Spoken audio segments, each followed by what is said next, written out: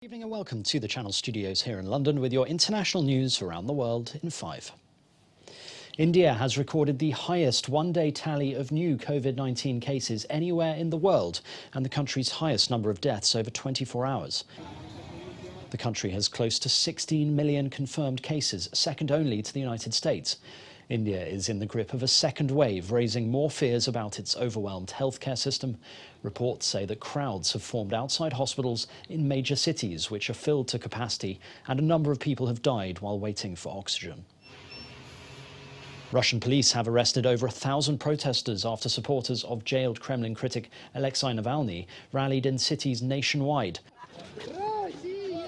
More than 14,000 people protested in 29 cities, including 6,000 people who gathered in Moscow. They are calling for Navalny, who has been on hunger strike for weeks, to receive proper medical care. His allies say he risks kidney failure or cardiac arrest. The protesters defied stark warnings from the authorities and a heavy police presence in most major cities. The US has vowed to cut its greenhouse gas emissions by at least half by the end of the decade. The United States isn't waiting. The new target aims to see US emissions drop 50 to 52% below 2005 levels by 2030. President Biden has made the announcement as he welcomes 40 leaders to a virtual two-day summit on climate change. The new target represents a stark break from the climate denialist presidency of Donald Trump.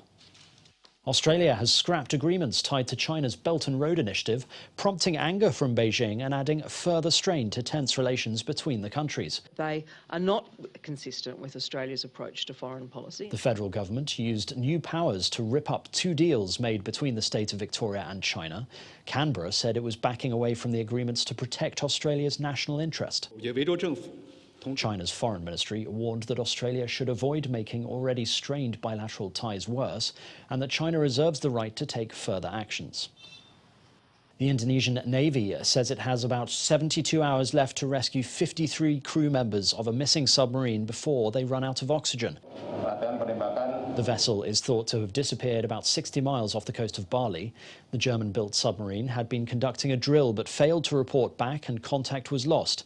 The Navy said that an oil spill found near where the submarine dived could point to fuel tank damage or could also be a signal from the crew.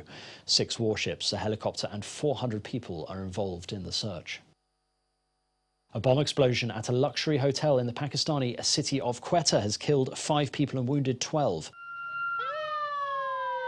The Pakistani Taliban said it was behind the blast in the car park of the Serena Hotel and that it had targeted police officers and other officials. China's ambassador to Pakistan was staying at the Serena Hotel, but authorities say he was not there when the bomb exploded. In recent months, the group and other militant organizations have stepped up attacks in tribal areas near the border with Afghanistan. Italian prosecutors have concluded an inquiry into a deadly 2018 motorway collapse and are preparing possible charges against 69 former employees as well as government officials.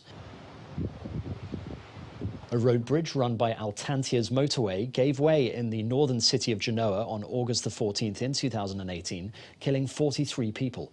Prosecutors have looked into allegations that its management did not take proper care of the highway and that officials at the Transport Ministry failed to oversee necessary maintenance. Under Italian law, once an investigation has been closed, suspects have 3 weeks to respond. The African Union Peace and Security Council has held a meeting over the situation in Chad and Somalia. The assembly comes just a day after opposition politicians in Chad rejected the country's army appointment of President Idris Déby's son to take over in the wake of his death.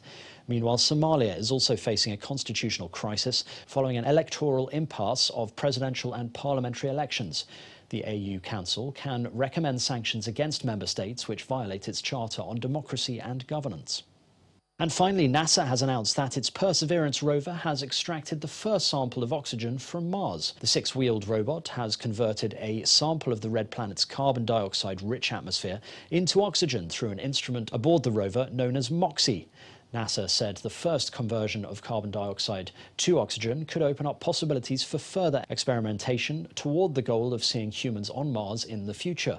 The gadget created 5 grams of oxygen, which is enough for an astronaut to breathe for around 10 minutes. And that's your international news around the world in 5. Now back to the Channel Studios in Lagos.